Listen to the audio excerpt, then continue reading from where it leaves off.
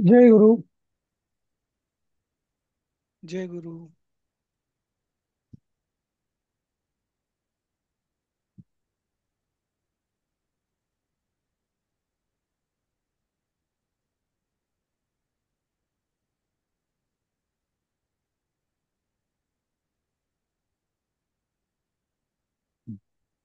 हम्म. जय गुरु. सुरू करूया आपण. अं, जय गुरु. जय गुरु. आपला 10वा श्लोक सुरू होता. हो. अं, सर्वेषामेव शौचानाम् अर्थशौचं परं स्मृतं यो अर्थे शुचि स शुचिनं मृद्वारी शुचिः. हम्म. हम्म. सर तुम्ही ते आधीचे 4 श्लोक बघितले का? ते पण राहिलेत आपले ना. हो, कुठल्या भागातले ते, कुठल्या पाठातले? ते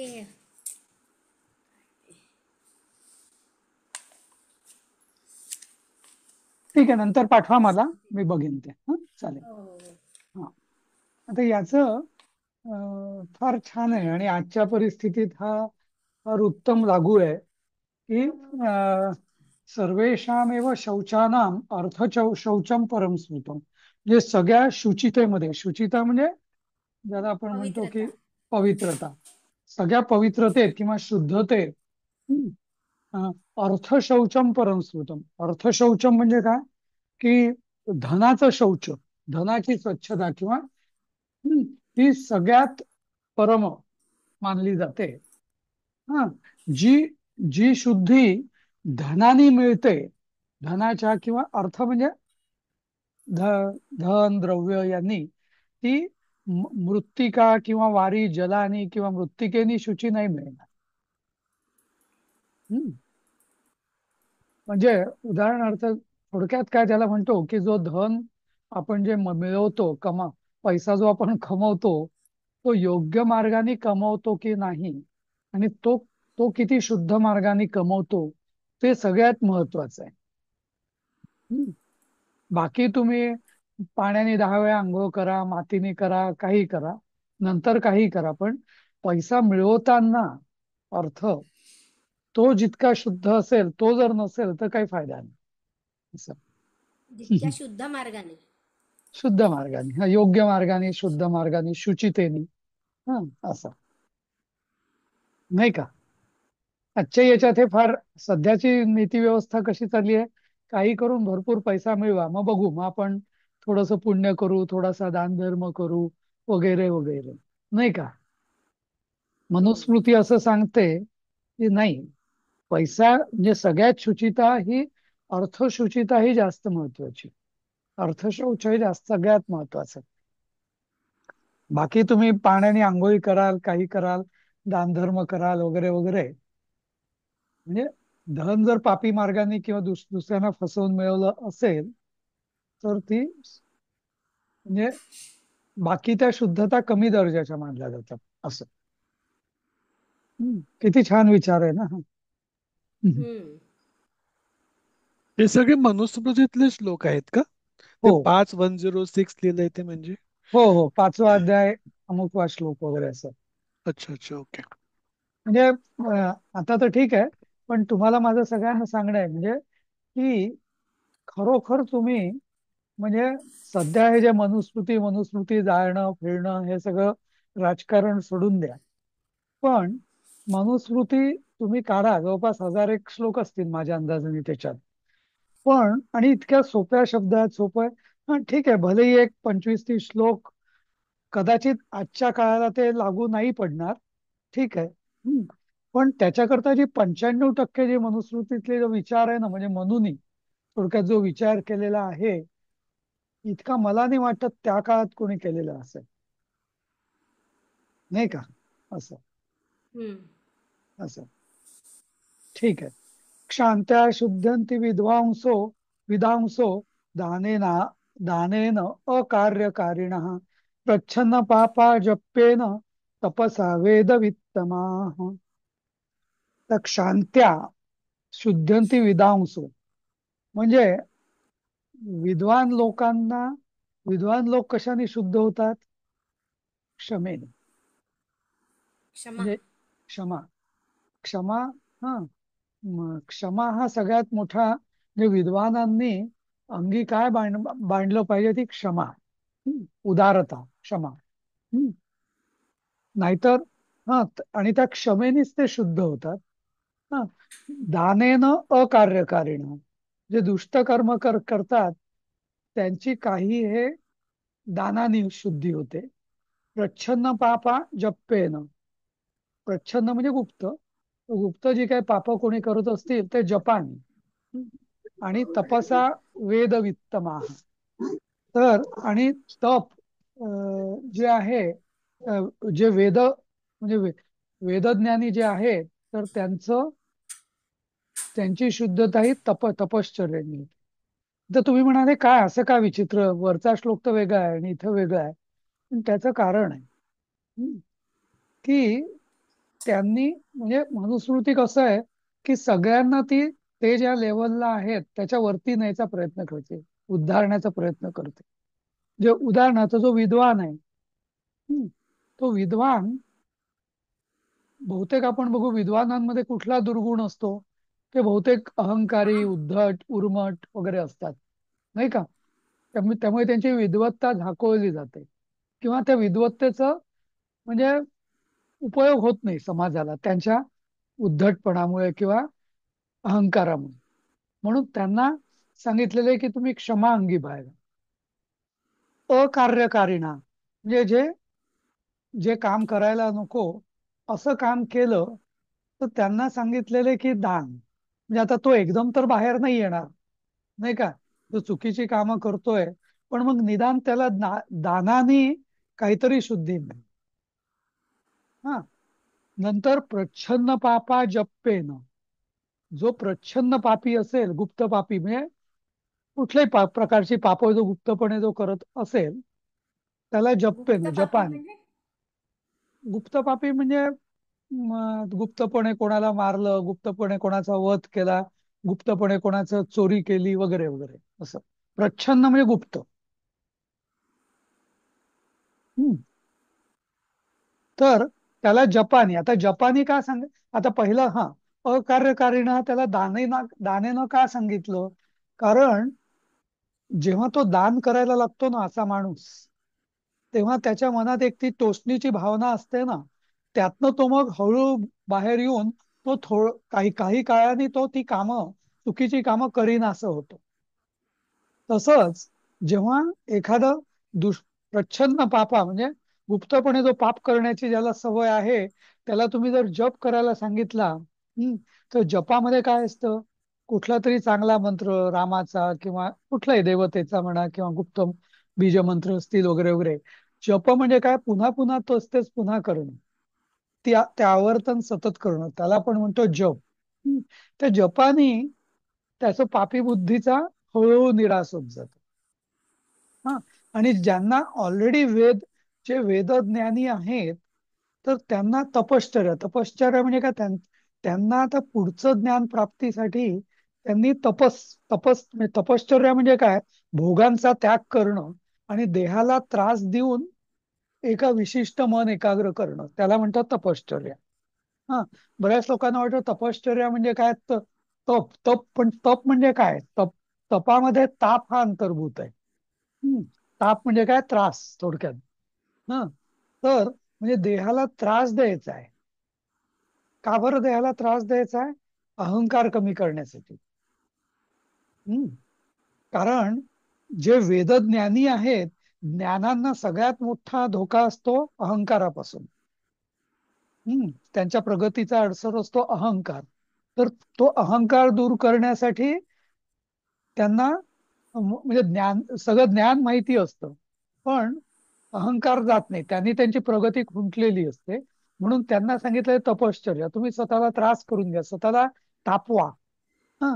आणि देवाचं ध्यान करा, परमेश्वराचं ध्यान करा, एकाग्र करा मन, असं.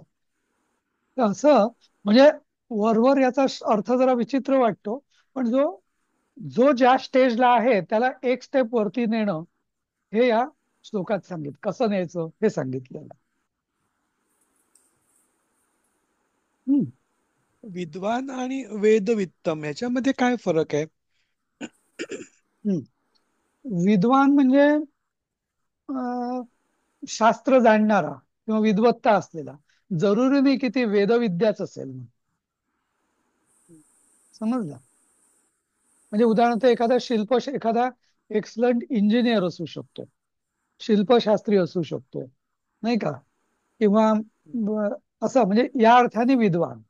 हा, पंडित, काव्य पंडित असू शकतो या अर्थाने.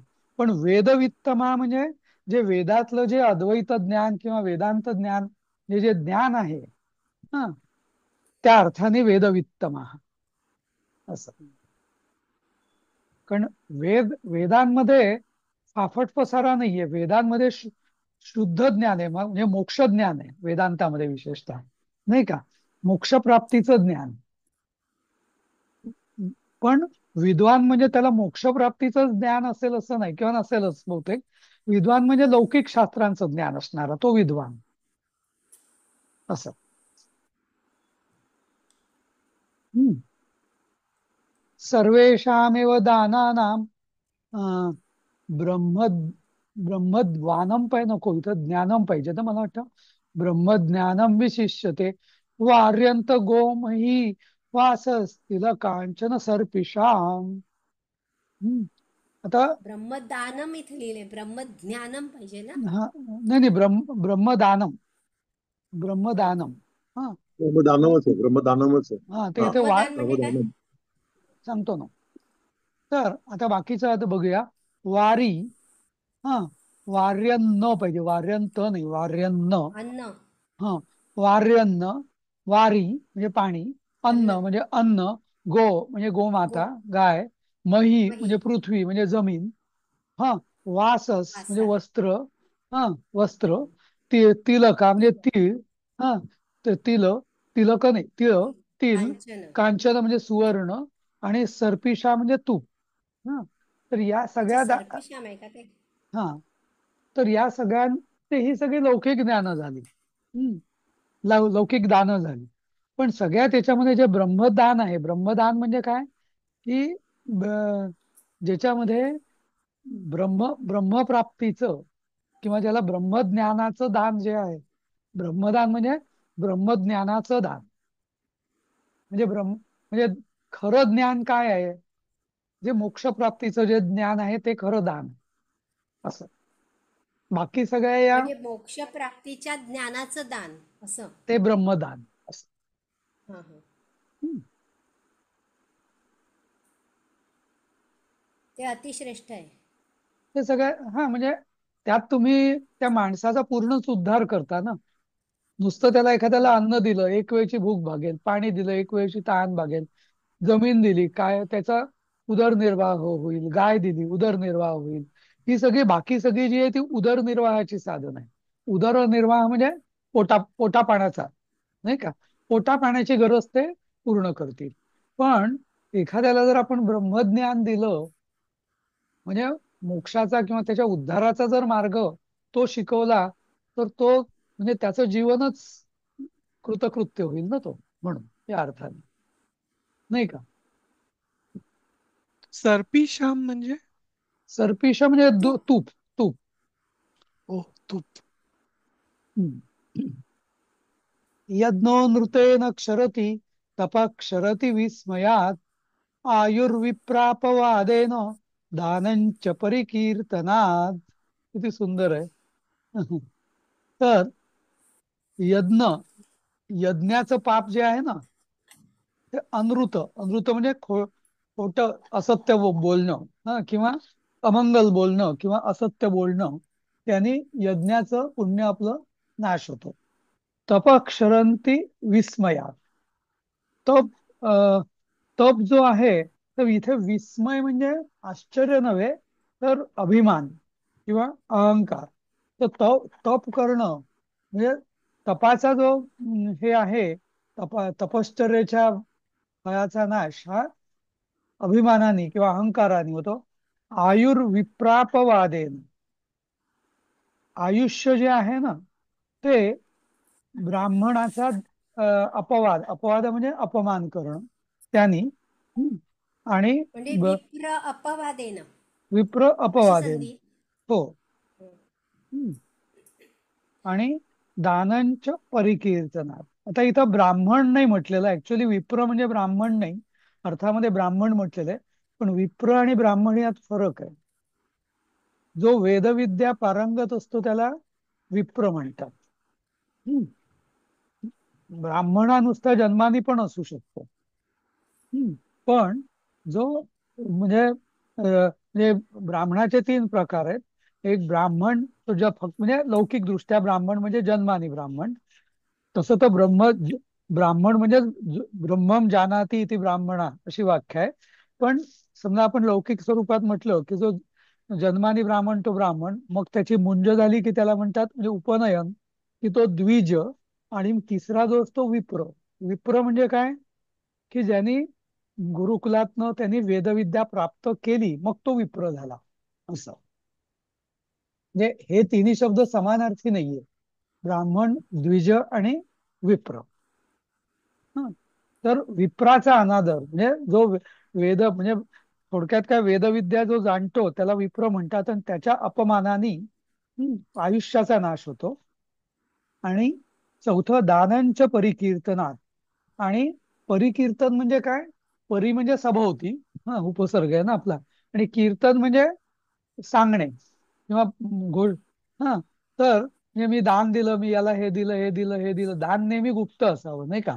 तर या चौघांची फळं अशी नाहीशी कशाने होतात, यज्ञाचं असत्य भाषणाने. असत्य हम्म. भाषण. हा. तप हे अभिमानाने. हा. अहंकाराने.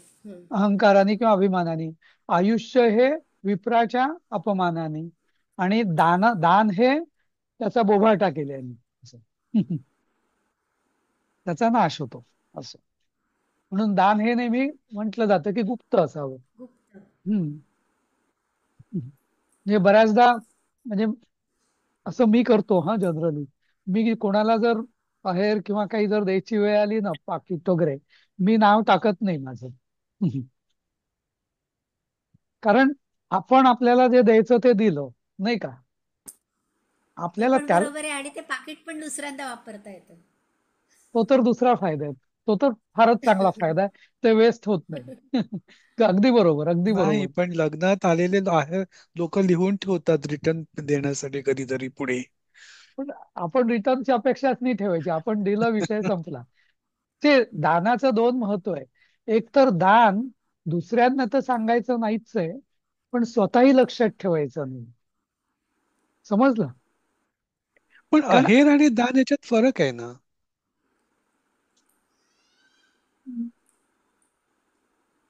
असूही शकतं, नसूही शकतं, ते मांडण्यावरती आहे म्हणजे.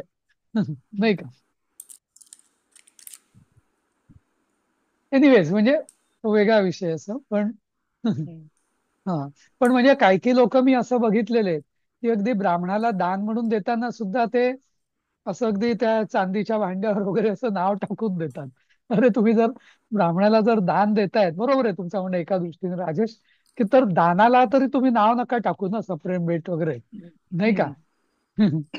पण त्यांना तो मोह आवरत नाही की स्वतःचं नाव राहील, की मी दिलं, हा अहंकार, नाही का. हम्म. तसं. ठीक आहे. नाधर्मश्चरितो लोके सद्य फलति गौरीव शनैरावर्तनमा आवर्तमानस्तु कर्तुर्मूलानि कृंतती.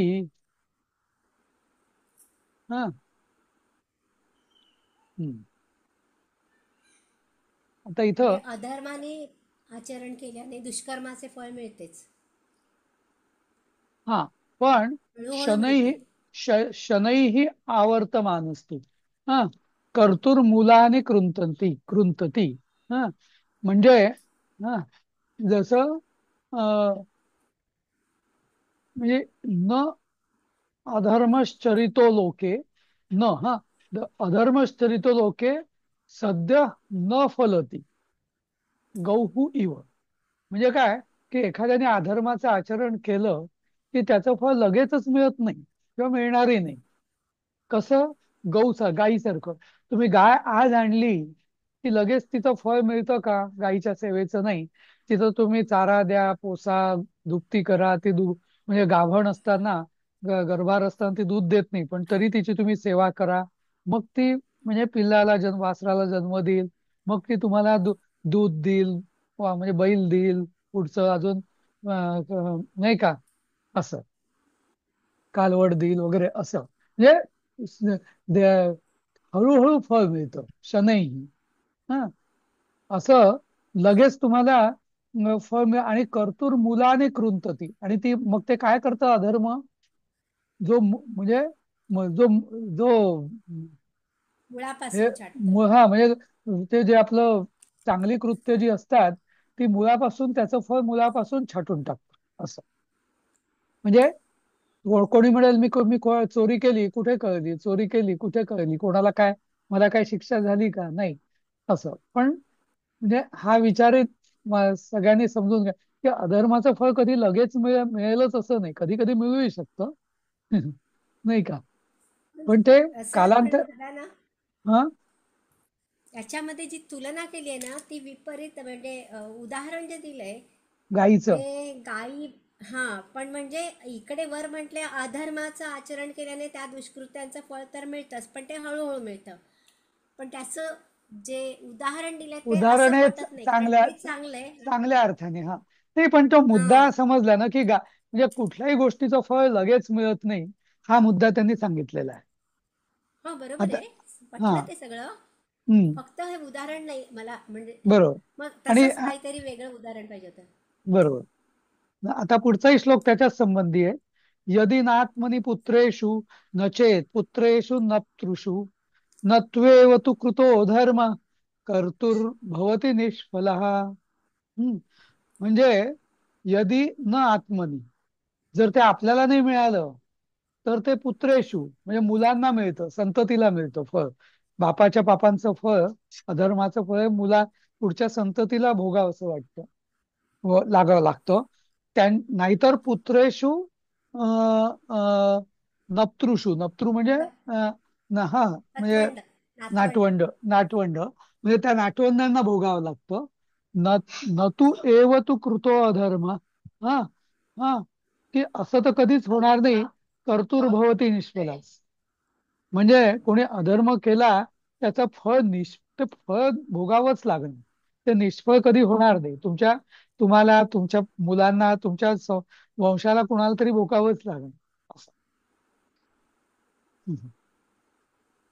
पण स्वतः केलेल्या पापाचं फळ स्वतःलाच मिळतं ना सर, प्रारब्धाच्या रूपाने. दोन्ही आहे. जसं आपण वारसा हक्क म्हणतो, किंवा काही गोष्टी आपल्याला वारशाने चांगल्या गोष्टी मिळतात, बरोबर. ते आपण मान्य करतो की नाही, की आई वडिलांनी पुण्य केलं असेल, त्याचं फळ मुलांना मिळतं, नाही का. तर तसंच आई वडिलांनी पाप केले असेल, त्याचं फळ मुलांनाही भोगावं लागतंच ना, कधी कधी. कधी कधी म्हणजे भोगावंच लागतं. एकतर त्यांनी वडिलांनी भोगलं तर ठीक आहे, पण म्हणजे त्यांनी भोगलं तर ठीक आहे, पण त्यांना नाही भोगावं लागलं तर त्यांना भोगावं लागतं. आणि दुसरं काय माहितीये का, या प्रारब्धाचं हे जे कर्मसिद्धांत आहे ना, याच्यात दोन प्रकार असतात. एक, काही कर्मांची फळं ही तुमच्या कर्माची असतात. आणि दुसरं, काही कर्म जी असतात ना, ती पूर्ण समुदायाला, किंवा तुम्ही केलेलं नसेल, पण तरी म्हणजे तुम तु तुम तुमच्यावर जे अवलंबून आहेत, त्यांना त्याचं फळ भोगावं लागतं. म्हणजे आता उदाहरण देतो मी, की हिटलरनी केलेल्या पापांचं फळ, नाही का, जे काय केलं त्यांनी, जर्मनीला किंवा त्या राष्ट्राला भोगायला लागलं ना, नाही का, असं. तर कधी कधी त्या किंवा म्हणजे त्या कुलाला, वंशाला, राष्ट्राला, प्रदेशाला हे भोगायला लागतं कधी कधी. पण ते फळ भोगायलाच लागतं. म्हणजे कर्मसिद्धांत हे सांगतो, की काही काही फळांची व्याप्ती एवढी मोठी असते, म्हणजे अधर्माची व्याप्ती, की फक्त ते म्हणजे एकाच्याने समाधान होत नाही. त्याचं कारण असं, की तो जो अधर्म करत असतो, त्याच्यात इतर लोक सुद्धा सहभागी असतात. म्हणून जेव्हा त्या अधर्माचं फळ भोगण्याची वेळ येते, तेव्हा ती सगळ्यांना भोगायला लागते. आणि पुढच्या जन्मात जशी पण भोगायला. भाल्याकोळीची स्टोरी होती, नारद आणि भाल्याकोळीची. हो. हो ना. कर्ज बरोबर. काढलं की ते फेडावंच लागतं ना, म्हणजे वडिलांनी नाही एक्झॅक्टली. फेडलं तरी. एक्झॅक्टली, हा. कर्ज काढलं की जप्ती ती म्हणजे यांनाही घराबाहेर काढलंच जातं ना. हे असं नाही म्हणू शकतो आमची काय चुकी होती, बायका पुरवत्याची, नाही का? हम्म. हे कतूर भवती मध्ये तू वरती पण रफार पाहिजे का? हो, ते काहीतरी माझं कतुर भवती. नाही नाही, कर्तूर, कर का कर वरच्या श्लोकामध्ये तू वरती रफार आहे म्हणून म्हटलं. कर्तू पाहिजे. ते पुस्तकात काय कर्तूर कतूर आहे की भवती. हे मला वाटतं आपण जे OCR करतो ना, ऑप्टिकल कॅरेक्टर, त्याच्या तेव्हा असं ते काही काही. एरर्स येतात. कतुर भवती आहे पुस्तकात, कतुर भवती. कर- कर्तुर्भवती. नाही, कर्तूर कर्तूर नाही, पाहिजे कतूर पण कतूर कतुर आहे भवती आहे ते. पुस्तकात. कतूर आहे नुसतं, तू वर रफार नाहीये. अच्छा, कतू. कतू हा शब्द नाही आहे असं मला वाटतं. नाही, हा, 14 मध्ये आहे ना, 14 मध्ये आहे ना. 14 मध्ये बरोबर पुस्तकातही कर्तूर मुलानी असं आहे. बरोबर. नाही नाही, कर्तू हा शब्द आहे, त्याच्याबद्दल वाद नाहीये. कतू हा शब्द नाहीये असं माझं म्हणणं आहे. असं. हा. चुकून झाला असेल, म्हणजे प्रिंटिंग मिस्टेक. किंवा कतुः म्हणजे कतुः भवती निष्फला, म्हणजे केव्हाच निष्फळ ठरत नाही. असं आहे का?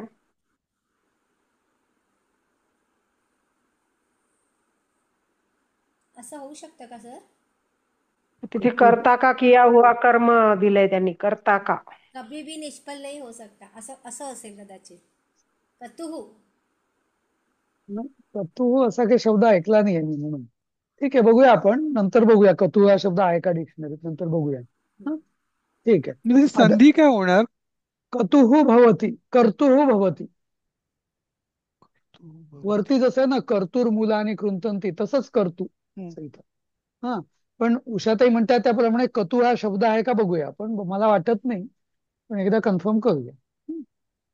अधर्मेण नैधते तावत ततो भद्राणि पश्यति ततः सपत्नांजयति समूलस्तु विनश्यति. हम्म.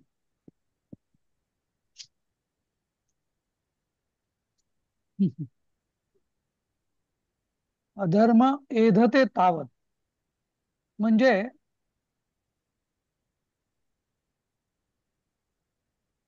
ततो भद्राणि पश्यति. धर्मेण असेल सर. नाही नाही, अधर्मेण. धर्मेण. नाही नाही, अधर्मेण एधते. एधते धावत. एधते म्हणजे हा. वाढतो. हा, म्हणजे वाढतो. एधते. जेव्हा धर्म म्हणजे अधर्मात म्हणजे चुकीचं वागणं जेव्हा वाढत जातं, जो तथा भद्राणी पश्यती, पहिल्यांदा तो प्रथम बढता पहिल्यांदा है. त्याचं. पहिल्यांदा त्याला मिळतं काय की. हा, पण हा. नंतर ततः सपत्नान जयती. ततः पण त्यानंतर. हा. अं, सपत्नांजयती. सपत्नांजयती समूलस्तु विनश्यति. सपत्नान. हा. हा, सपत्न ते म्हणजे शत्रू शत्रू. ना. सपत्न शत्रू, म्हणजे हा. सपत्न म्हणजे शत्रू. हा. जसं मी मागे सांगितलं होतं की ना, पत्नी या हो, शब्दांना आपल्याला अर्थार्थ आहे दोन. शत्रू म्हणून पण हो, आहे तसं. हा, सपत्नांजयती म्हणजे तो अगदी सुरुवातीला तो दुष्ट माणूस म्हणजे किंवा वाईट वागणारा माणूस, त्याला जय पण मिळतो शत्रूवर. पण नंतर समूलहा तो विनशून, नंतर जेव्हा त्याचा नाश होतो, तसा तो अधर्मी नष्ट हो जातोय. समूलस्तू म्हणजे मुळापासून तो मग नष्ट होऊन जातो असं. तर हे सगळे बरेच जे उपदेश आहे ना, हा उपदेश केला मनुस्मृतीत. हा म्हणजे लोकांना बऱ्याचदा जे, आणि तुम्ही बघा चोरांचं किंवा हे जे आपण जसं चार्वाकवादी म्हणतो की ऋणम कृत्वा घृतम पिबेत, नाही का? किंवा ऋण काळ म्हणजे काय होतं, कोणाचे पैसे घ्यायचे, उधार घ्यायचे आणि मजा करायची असं, नाही का? काय फरक पडतो, नाही दिलं त्याचं परत. तर ती वृत्ती जी समाजात बोकाळू नये. कारण बऱ्याचदा काय होतं, अधर्माचं म्हणजे आपल्याला असं वाटतं ना, अरे हा एवढं वाईट वागतोय किंवा चुकीचं वागतो, पण हे महामजेत राहतोय, नाही का? हे कसं काय? असं खूप लोकांविषयी बघितल्यावर आपल्याला वाटतं ना, नाही का? तर त्या विचारांना म्हणजे त्यांनी लोक हुरळून जाऊ नयेत, पण त्यांना एक जो धर्माचा धाक बसावा म्हणून हे सगळं असे श्लोक आहेत. किंवा तुम्ही हुरळून जाऊ नका, जरी त्याला पहिल्यांदा जरी त्याला फायदा झाला, जय मिळाला, भरभराट झाली, तरी शेवटी त्याचा विनाशच होणार आहे असं. म्हणजे इनफॅक्ट आता महाभारत वगैरे आपण जे बघितलं, महाभारताचंही तसं म्हटलं तर तेच सार आहे ना, की म्हणजे पांडवांना वगैरे कष्ट भोगावी लागली, वनात जावं लागलं, हे ते वगैरे वगैरे, पण शेवटी सत्याचा जय झाला असं, नाही का?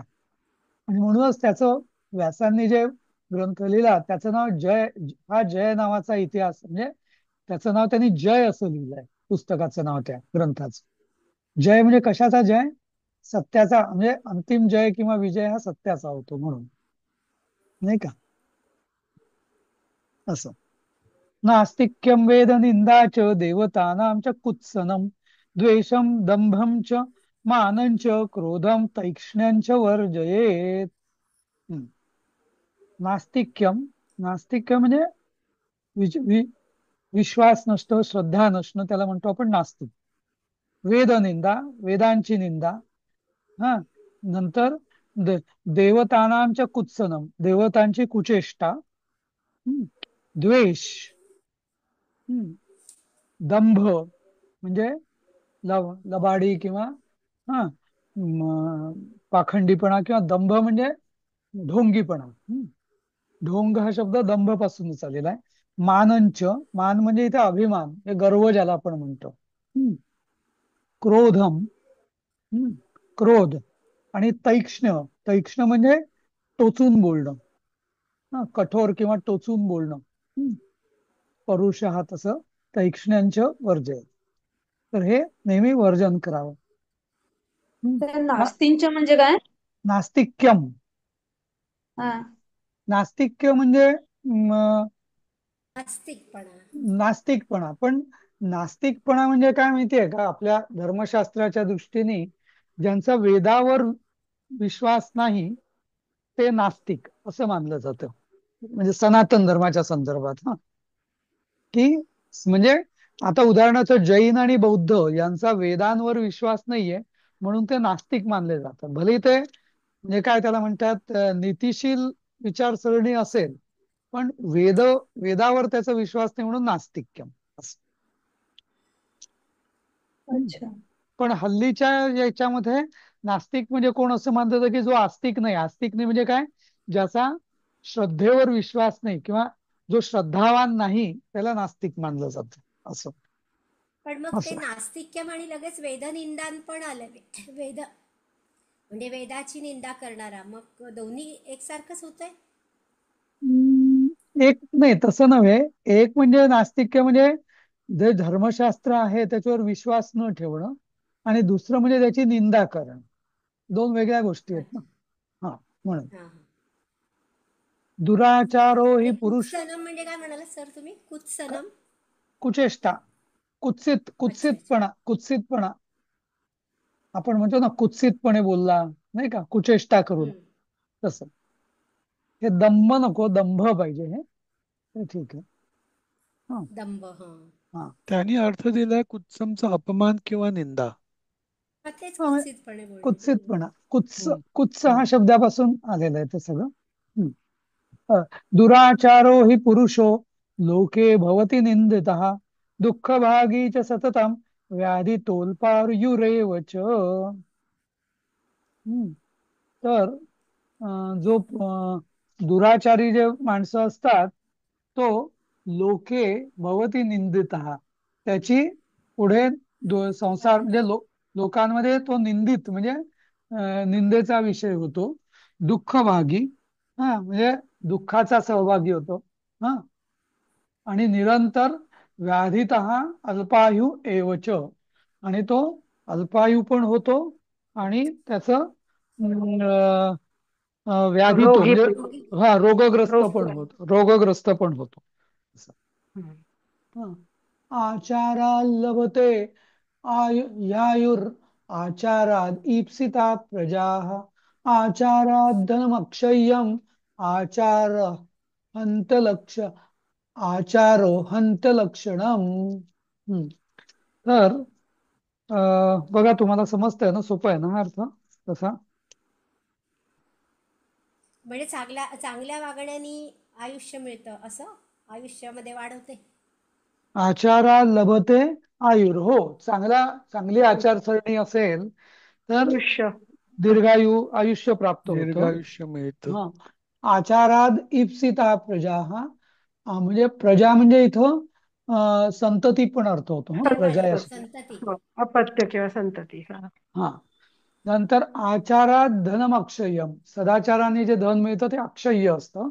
आणि आचार्य हंती अलक्षणम. हंती अलक्षणम म्हणजे हंती अलक्षणम. अलक्षणम म्हणजे अं, चा- वाईट लक्षण, कुलक्षण. हा, म्हणजे वाईट गोष्टींचं हंती म्हणजे सदाचार हा वाईट गोष्टींचा नाश करतो असं. नाश. हा. हम्म. नंतर सर्वं परवशम दुःखम सर्वम आत्मवशम सुखम एतद्विज्ञात समासेन लक्षणम सुख दुःखयोः. हम्म. किती छान आहे अर्थ बघा. जे जे दुसऱ्याच्या हातात आहे ते दुःख आहे, परवश. आणि जे स्वतःच्या हातात आहे ते सुख आहे. एतत् विज्ञात समासेन. हा. हेच लक्षणम सुख दुःख यो. सुख आणि दुःख शेवटी जगात काय, की ज्याचा जे माझ्या हातात आहे ते. परवशता. हा. पाशदैवी. परवशता हाच पाश आहे असं. हा. स्वातंत्र्यवीर सावरकरांनी म्हटलंय ना ते, परवशता हा. पाशदैवी. तसं म्हणजे परवश म्हणजे परावलंबी. दुसरा. हा. हा, परावलंबी. दुसऱ्याच्या ताब्यात असणं. हा. म्हणजे पारतंत्र्य. हो. नाही, आणि ते म्हणजे ओघाओघाने म्हणून सांगतो की ते परवशता म्हणजे अध्यात्मशास्त्राच्या दृष्टीने पण मनुष्याच्या दुःखाचं मूळ काय, की आपण इतर ठरवतात त्याचा फार विचार करतो म्हणून आपल्या मनाला दुःख होतं. मी कसा दिसतो, इतर लोक काय म्हणतील, माझ्या कपड्यांना पण. वास्तविक आपल्याला आपण कधी दिसतच नसतो खरं तर, नाही का? पण तरी आपण आरशात बघतो. हे आरशात का बघतो, इतरांना मी कसा दिसेल याची चिंता आपल्याला जास्त असते, नाही का? आणि त्यांच्या वाटण्यावरून आपण आपलं सुख दुःख ठरवतो, नाही का? हम्म. म्हणजे आपल्या हातात आहे ते खरं. खरं म्हटलं तर जे आपल्या हातात आहे ते सुख आहे, आणि दुसऱ्यावर जे अवलंबून असतं ते दुःख आहे. ही विद्येची, म्हणजे ही म्हणजे सुख दुःखाचं सगळ्यात सोपं लक्षण आहे असं. हम्म. आणि म्हणूनच स्वातंत्र्यवीर सावरकरांनी काय केलं, की म्हणजे म्हणजे स्वातंत्र्य लढ्याचा संबंध हा म्हणजे त्यांनी अध्यात्माशी पण जोडलाय. हे जे त्यांची काव्य आहेत ना, स्वतंत्रते भगवती त्वामहम वगैरे, तर ते सगळं म्हणजे ते स्वतंत्रता म्हणजे काय, तर ते जर तुम्ही काव्य वाचलं ना त्याच्यात स्वातंत्र्यवीरांचं, तर त्यांनी म्हटलं तर ते आध्यात्मिक काव्य पण आहे. म्हणजे अध्यात्माच्या दृष्टीने पण त्याला अनन्यसाधारण महत्व आहे. कारण का, की म्हटलं तर मनुष्य जोपर्यंत स्वतंत्र नाही, निर्भय नाही, तोपर्यंत तो मुक्त होऊच शकत नाही. असं. आणि त्याचं त्याचं पहिली पायरी आहे भौतिक स्वातंत्र्य, मग आध्यात्मिक स्वातंत्र्य, नाही का? तर भौतिक आहे. भौतिक स्वातंत्र्य. हा. म्हणजे हे स्वातंत्र्याच्याही दोन. विद्यात. हा. विद्यात समासेन ह्याचं काय म्हटलं ते? हा. हेच म्हणजे समास म्हणजे काय, संक्षिप्तपणे. हम्म, हम्म. हम्म. अच्छा, म्हणून हेच संक्षिप्तपणे हेच सुख आणि दुःखाचं लक्षण आहे लक्षण आहे असं. समास थोडक्यात. हा. समास म्हणजे काय, समास हा शब्दाच मुळे एखाद्या स- म्हणजे मोठा शब्द आपण संक्षिप्त करतो सार, ना. थोडक्यात सार. सार. सार किंवा संक्षिप्त म्हणूया. सार म्हणजे एकदम वेगळं कमी. होतं थोडं. पण संक्षिप्त म्हणजे जसं आपण विभक्ती गाळून टाकतो, दोन शब्दांचे कमी शब्दात. कमी हा, हा, शब्दात जास्त कमी अर्थ शब्दात व्यक्त होणे. व्यक्त होणे, हा. त्याला आपण समास म्हणतो तसं, नाही का? हा. झालाय मला वेळ वाटतं का? वेळ झाली. झाली. झाली. हो, हा. हो, चला झालीये. थांबूया आपण. ठीक आहे, थांबूया आता. चालेल. चालेल. ओके. चला, थँक्यू. जय गुरु जय सर. गुरु. जय गुरु. जय गुरु. जय जय गुरु. गुरु. थँक्यू जय सर, छान सांगितलं. जय गुरु सर. जय गुरु.